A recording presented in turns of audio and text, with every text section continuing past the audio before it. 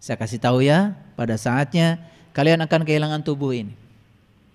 Dan saat kalian kehilangan tubuh, dan pada saat punya tubuh belum mengantarkan jiwa kepada Sang Maha Jiwa, begitu kehilangan tubuh, maka sang jiwa tidak punya lagi kendaraan.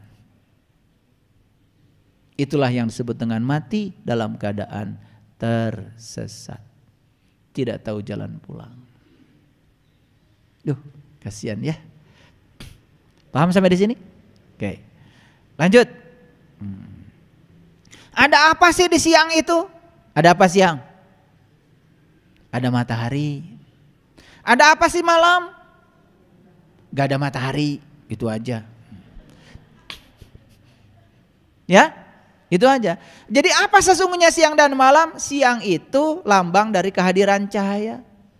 Sedangkan malam gelap lambang dari ketiadaan cahaya. Jadi manusia itu cuma dua. Kehadiran cahaya atau ketiadaan cahaya, itu yang dialami manusia.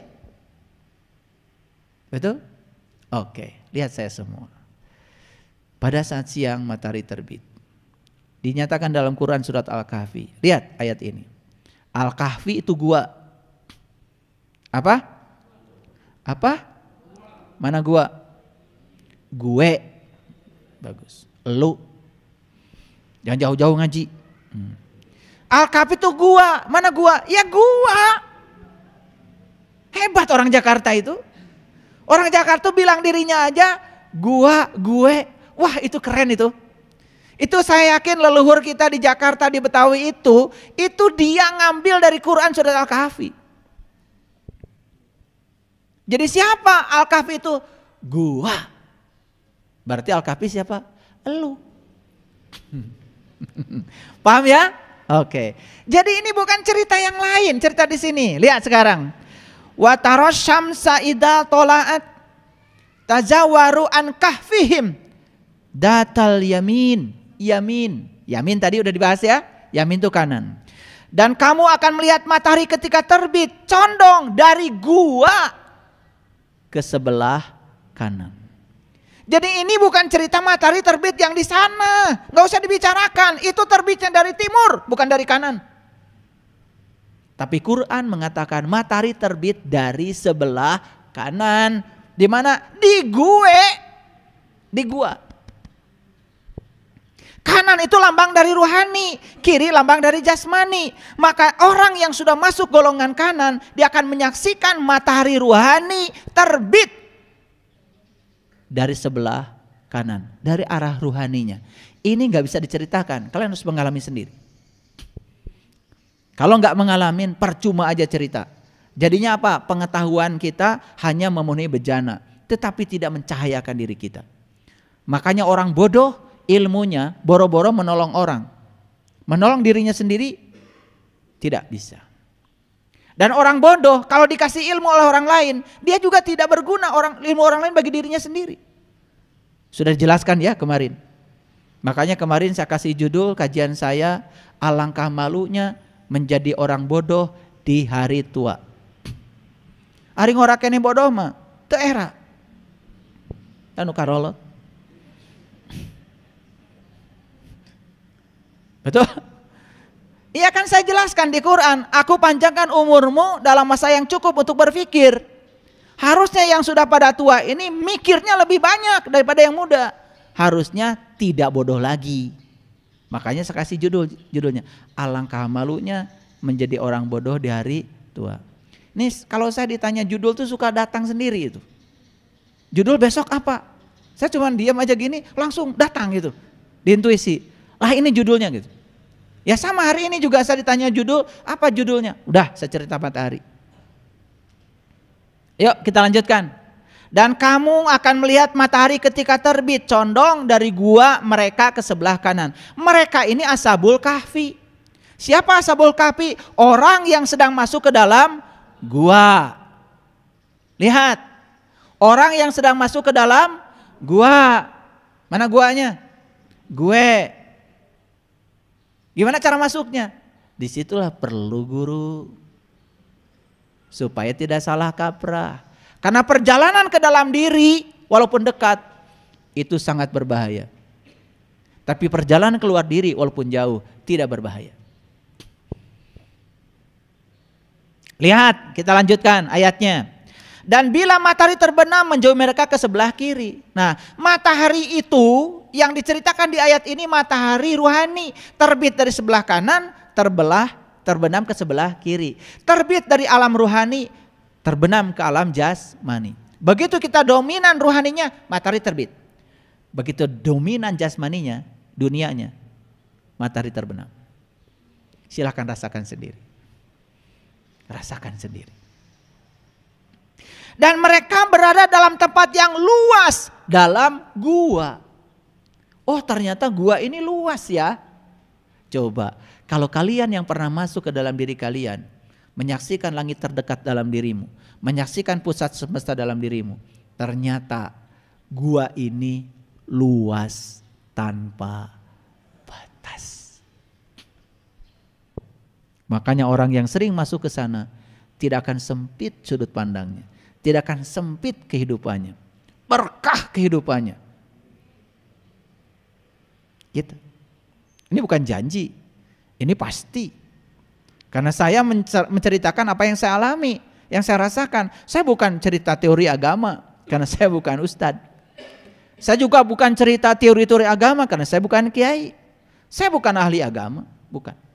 Jangan salah kalian melihat saya. Saya cuma seorang penyelam. Dan saya hobinya nyelam gitu aja. Kenapa saya suka nyelam? Ya suka. Gitu aja. Dan saat saya nyelam, tidak mungkin dong di pantai. Saya nyelam di tengah laut. Saya berhadapan dengan ikan paus, saya berhadapan dengan binatang-binatang buas. Saya juga berhadapan dengan ombak yang besar. Saya juga harus nyelam dalam kegelapan. Dan sekarang di tangan kiri kanan saya cuman ada sedikit mutiara hasil selam saya. Itu yang saya bagikan. Sekali lagi, saya bukan ustadz. Ada yang suka bilang Pak Ustadz. Bukan. Ustadz itu tinggi banget itu. Ustadz kan artinya guru. Saya bukan siapa-siapa. Saya juga bukan kiai. Saya nggak punya pondok pesantren. Ya saya gini aja. Ya, saya cuman seorang penyelam. Kalau kalian mau, ya mutiara hasil selam saya, oke, saya bagikan. Jadi saya cuman membagikan mutiara saja. Setuju? Oke. Jangan panggil saya aneh-aneh ya. Pak Ustadz, Pak Kiai, itu terlalu tinggi, terlalu tinggi. Tidak layak bagi saya. Ya. Saya cuman ingin berbagi apa yang saya rasakan, saya alami, semoga bermanfaat. Itu aja. Kalau saya menyelami Quran, lautan kedalaman Quran, bukan karena saya ingin tampil di publik, enggak. Saya ingin mengetahui saja kedalaman rahasia Quran.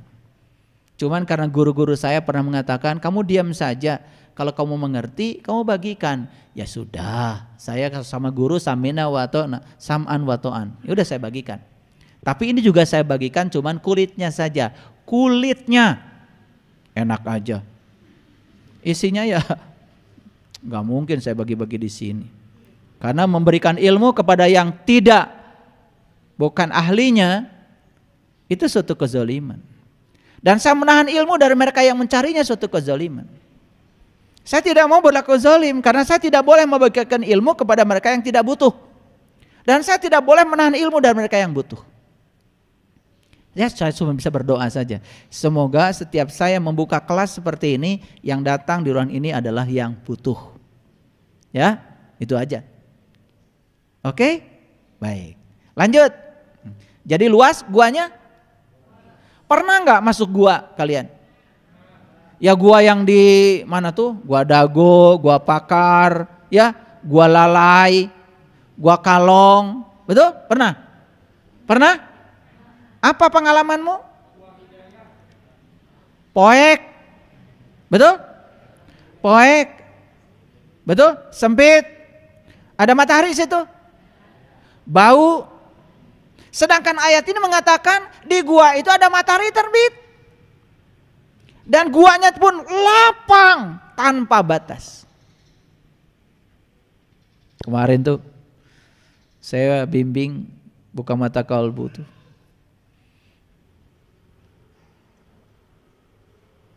Nangisnya nggak berhenti-berhenti. Begitu saya bawa dia menyaksikan gua yang luas dalam dirinya, saya ajak jalan-jalan, teriak-teriak itu. Waduh, saya juga bingung ngediamkannya. Saking rindunya kepada jati dirinya. Itu sudah lama menantikan pengalaman itu. Begitu menyaksikan, terbelalak. Menyaksikan kiamat yang hakikat dalam dirinya. Setelah itu kemudian WA saya.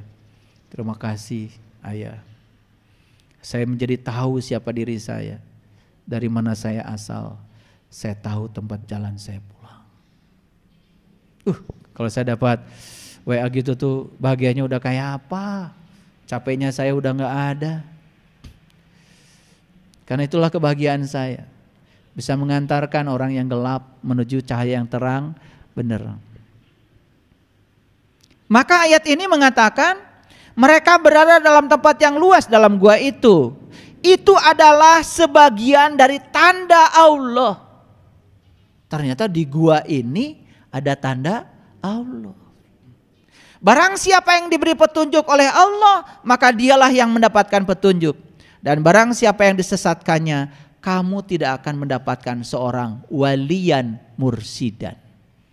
Itulah kemudian kita kenal ada istilah waliyan mursidan. Wali itu pemimpin, mursid itu dari irsyad artinya cerdas. Pemimpin yang cerdas yang dapat mengantarkan kita bisa melampaui pikiran, memasuki alam kecerdasan. Saya tidak berbicara intelektualitas. Saya tidak bicara perguruan tinggi, saya tidak bicara akademik. Itu bukan urusan saya. Saya berbicara intelijensia, saya berbicara kesadaran. Di sini saya berbicara kecerdasan yang melampaui pikiran. Ya? Makanya saya kasih tahu sama kalian semua. Kalau kalian sudah bisa melampaui pikiran terbatasmu, memasuki kecerdasan yang tanpa batas. Dengarkan omongan saya dan buktikan. Maka kalian akan pintar tanpa belajar, cerdas tanpa berlatih. Bisa? Bisa. Mau? Mau. Maunya kayak gitu ya. Harusnya mau. Gitu. Ya. Sedangkan di Quran Allah mengatakan, Yahdillahu linuri mayasya. Allah akan menunjukkan kepada cahayanya siapa yang dikehendakinya. Siapa yang akan dikehendaki oleh Allah? Yang kuat kehendaknya. Nah, kehendak itu bahasa Arabnya malaikat. Itu malaikat itu kehendak. Makanya kita perlu malak Jibril, punya kehendak yang bisa mendorong kita supaya kita bisa sampai kepada Allah. Baik, kita baca ayat ini. Pokoknya yang suka syukuran, yang sering baca surat Ar-Rahman pasti kenal ayat ini. Karena kan kalian kalau syukuran pasti baca Ar-Rahman ya. Kenapa? Biar tambah banyak rezekinya. Selalu aja begitu. Coba baca ayat ini. Rabbul masyriqain wa rabbul maghribain. Tuhan yang memelihara dua tempat terbit matahari. Tuhan yang memelihara dua tempat terbenam matahari. Ternyata tempat terbit matahari ada dua. Tempat terbenamnya ada dua. Ayo tanya pada dirimu. Sudah tahu dua-duanya? Sudah tahu dua-duanya? Jadi baru tahu berapa? Baru tahu satu, yang dari timur. Nah, matahari yang terbit di gua belum tahu tempatnya. Subhanallah, poek. Makanya sholat poek, saum poek, umroh poek, haji poek, maca Quran poek, poek we sadayana, sagala teka deuleu. Dan dalam poek itu bahaya. Karena dalam poek itu bahayanya suka salah persepsi. Begitu masuk tempat gelap, gurubug teh lompat. Naon Kang? Alright. Padahal tamang. Cilaka kupola sorangan, gebrug teh labuh. Geus labuh, kakara inget. Balah mana ya lampu? Begitu dicangan, ternyata tambang. Itulah dalam kegelapan bahayanya. Tambang saja dianggap ular. Akibatnya kita takut oleh pikiran kita sendiri. Itu bahayanya poek. Makanya sekarang saya kasih tahu, sepanjang kalian masih poek, sok segala sieun, hirup sieun payah makomo. Menghadapi kehidupan takut, menghadapi kematian takut. Makanya orang yang dalam kegelapan, saksikan saya, hidupnya setengah mati. Menghadapi hidup takut, menghadapi mati juga takut, maka hidupnya setengah mati. Hidup yang semacam itu, para sahabatku, gak bisa dinikmati. Gak punya uang susah, punya uang banyak juga susah. Kenapa? Saat tidak punya uang, susahnya cuma kekurangan. Ketika punya uang, susahnya melekat pada uang. Rek balanya oge lebar.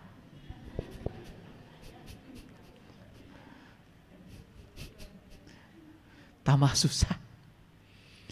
Jadi nu poek mah boga duit susah.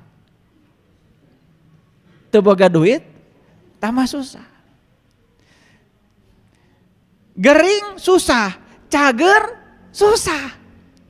Selalu ada yang kurang di sini. Naon ieu teh nu kurang? Sugahan kuda piknik ka Bali. Nabung. Ber ka Bali. Geus balik ti Bali. Susah deh.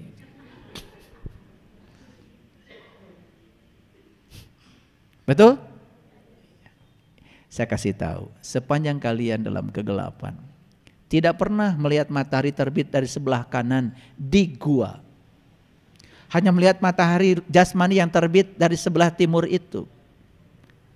Maaf, apapun yang kamu lakukan, gelap. Paham? Jadi Quran mengatakan matahari ada berapa? 2. 1 terbit di sebelah timur, itu yang jasmani. Matahari yang ruhani terbitnya bukan dari timur. Terbitnya dari sebelah barat. Makanya ciri kiamat matahari terbit dari sebelah barat. Oh, benar-benar ya. Ditungguan iraha panon poe datang di barat. Cing atuh bodoh tetong dipiara.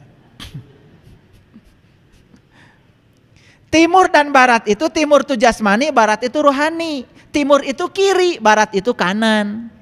Jadi matahari terbit dari sebelah kanan itu tanda kiamat. Tanda bangkitnya kesadaran, matahari terbit di mana? Di sini. Di dalam gua, di dalam gue dari sebelah kanan. Kanan itu bahasa lainnya barat. Ieu mah panon poe terbit dari barat. Tungguan we. Punten ya. Maaf kalau saya bicara keras. Saya itu kasihan gitu lihat orang itu ya. Kadang-kadang orang-orang yang sok tahu, kadang-kadang ngomong sok tahu, ngajarin yang tidak tahu kan kasihan. Tanda kiamat, panon poe terbit dari sebelah barat.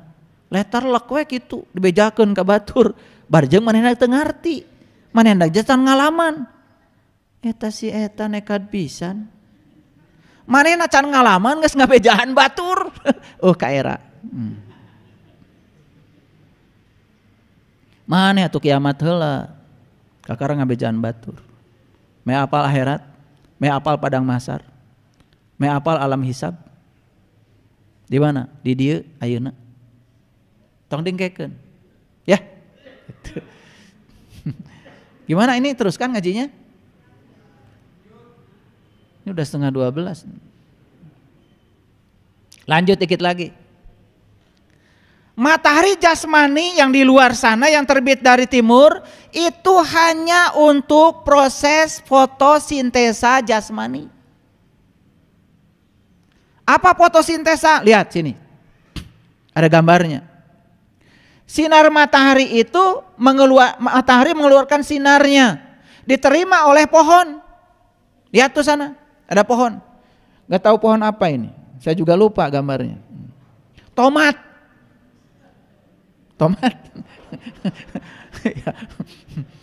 Lupa saya bikin gambar tomat.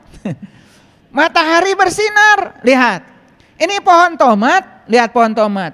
Dari bawah ngambil air. Dari bawah tuh dari akar. Air mengalir ke atas terus mengalir ke atas sampai di daun. Begitu ada sinar matahari terjadilah proses fotosintesa. Apa yang dihasilkan? Ya, sinar matahari ditambah air ditambah karbon dioksida. Karbon dioksida itu hasil napas kita. Itu diserap tuh oleh pohon. Jadi pohon itu mengubah karbon dioksida yang racun jadi oksigen. Begitu setelah sinar matahari dijumlahkan dengan air, dijumlahkan dengan karbon dioksida, dihasilkanlah oksigen dan glukosa. Makanya pohon-pohonan menghasilkan karbohidrat, isinya adalah gula. Nah, reaksi kimianya secara lengkap seperti ini. Cahaya matahari ditambah karbon dioksida CO2 ditambah air H2O dihasilkan O2 oksigen dan glukosa. Jadi itu pohon luar biasa jasanya. Manusia mengeluarkan racun namanya karbon dioksida. Diambil oleh pohon karbon dioksida, diolah oleh pohon, kemudian pohon menghasilkan oksigen. Pernah gak kalian berterima kasih pada pohon? Ya Allah, datang arti teh. Diajar agama teu tuntas, diajar sains teu bener, sakola teu baleg. Tahu baleg? Baleg itu bahasa Arab dari balago. Balago tuh artinya sampai. Makanya kamu harus jadi orang balig. Makanya menyampaikan namanya tablig. Jadi balik itu artinya sampai. Sampai kemana? Sampai heula ke jati diri maneh. Singa nyahokan jati diri kita sendiri. Itu baru balik. Setelah balik baru sholatnya sah. Tahu syaratnya balik? Apa katanya? Umur 7 tahun gitu. Ngarang. Sudah mimpi basah, tambah ngarang.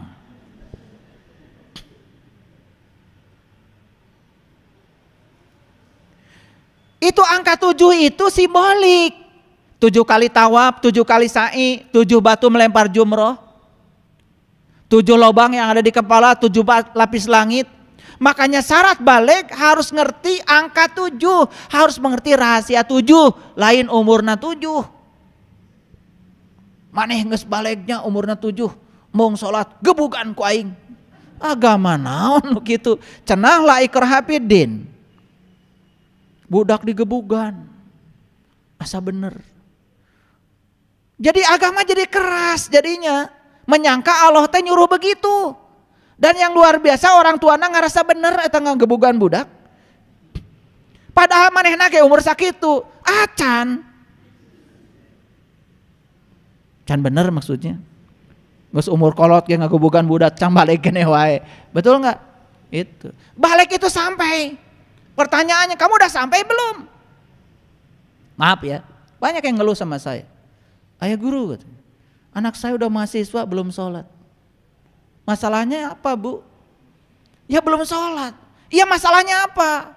Kasihan kata anak. Lah ibu juga dulu waktu mahasiswa can sholat. Ayeuna sholat geus kolot. Sieun pae. Betul enggak? Iya, bukan karena tahu yang disembah, bukan. Bukan karena sudah merasakan rasanya sholat, bukan. Era kubatur. Betul enggak? Iya. Jadi kalau sholat kita era kubatur itu namanya ria. Sedangkan di Quran dikatakan orang yang sholatnya ria, munafik. Tempatnya orang munafik cuma satu. Innal munafiqina fi darkil asfali minan nar. Neraka. Itu Quran tuh surat An-Nisa 142, 143, 144, 145. Oke. Jadi ya, apa fungsi matahari bagi kehidupan? Banyak. Matahari yang jasmani, sumber energi yang tanpa batas. Pembangkit listrik tenaga matahari. Pengatur tata surya. Makanya ada tata surya. ada tata negara, ada tata salira. Hebat tuh leluhur kita. Tata salira, tata negara, tata surya. Kalau sudah di level tata surya udah keren. Membantu proses pengeringan, membantu proses fotosintesis, membantu kesehatan tulang, membantu manusia beristirahat dengan baik. Itu matahari jasmani. Fungsinya begitu besar dan luar biasa. Apalagi kalau kita sudah tahu fungsinya matahari ruhani. Akan membantu kita memperlancar proses fotosintesa ruhani. Lihat, proses fotosintesa jasmani tadi hasilnya tomat, ada buahnya. Proses fotosintesa ruhani juga ada buahnya. Apa buahnya? Kesabaran, kelembutan, keluasan, sifat Rahman, sifat Rahim. Luar biasa. Asmaul Husna ngajirim dina diri. Tah eta buahna. Pertanyaan, kenapa selama ini saya beragama tidak berbuah? Poek. Karena sang matahari ruhani dalam diri belum terbit. Matahari yang sebelah kanan tadi dari gua belum terbit. Betul? Betul apa tidak? Kan we cenah rumasaheun. Kagok lah. Ngaji teh. Ngaji mah sing karasa. Geus karasa sing rumasa. Mun geus dibejaan sing rumasa. Rumasa urang teh can nyaho. Teangan atuh.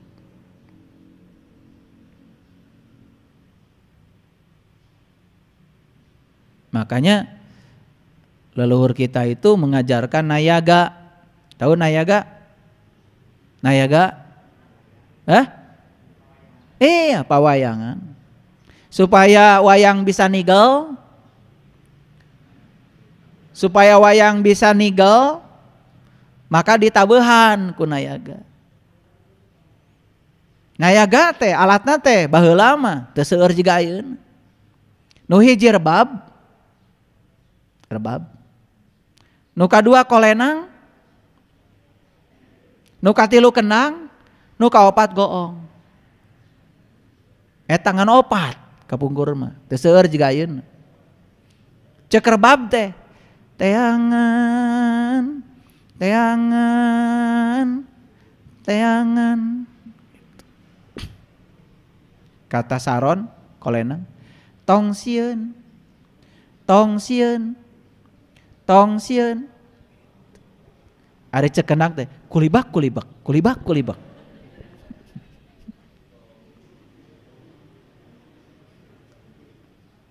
Kantung tung nama cek gong teh bener. Makanya lihat goong bentuknya persis huruf ba. Nusok di tenggelan teh tengahna we titikna. Goong itu selalu terakhir. Bener. Teangan, teangan, teangan, tong sieun, tong sieun, tong sieun, kulibak kulibak, kulibak kulibak. Bener.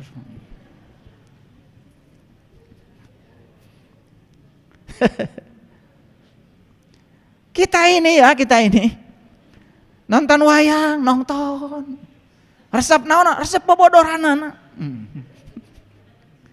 Pesan-pesan leluhurnya itu nggak nyampe sama kita, betul nggak? Nayaga itu supaya wayang bisa nigel, ari wayang teh saurang, supaya nigel bisa menari dengan tarian kosmik. Siapa yang bisa menari dengan tarian kosmik? Yang sudah sampai pada jati dirinya, geus nepi kana goongna. Tanya diri maneh, di mana ayeuna? Rebab ge encan. Saron komo, kendang komo, goong mah komo jauh keneh. Betul? Makanya lihat, huruf pertama Quran kan goong, ba. Betul? Ba teh Baitullah. Ai Baitullah teh bumi na Gusti Allah. Maka saur Gusti qalbul mukmin Baitullah. Langit dan bumi tidak akan cukup menampung satku, tapi kalbunya orang yang beriman, itulah rumahku. Tuh. Duh, jadi panjangnya ngaos teh. Matahari rohani itu sebagai pereda rasa sakit. Makanya kalau sakit cara rangkel moyan. Sebagai penerang alami, membantu membakar lemak, membantu menjaga temperatur tumbuhan, membantu mengatur masa hidup manusia, membantu pertumbuhan bunga dan daun, sebagai sumber nutrisi yang terbaik bagi tumbuhan, membantu mengeringkan tanah. Banyak sekali fungsi matahari yang jasmani. Makanya matahari jasmani itu sering digunakan sebagai simbolisasi spiritual. Gitu. Oleh karena itu, mari kita temukan satu matahari lagi dalam diri. Oke? Sudah tahu lagunya tadi? Teangan, teangan, teangan, tong sieun, tong sieun, tong sieun, kulibak, kulibak, kulibak, kulibak. Benar. Hanya orang yang berani tersesat yang tidak akan pernah tersesat. Yang takut tersesat selamanya tersesat. Terima kasih. Assalamualaikum warahmatullahi wabarakatuh.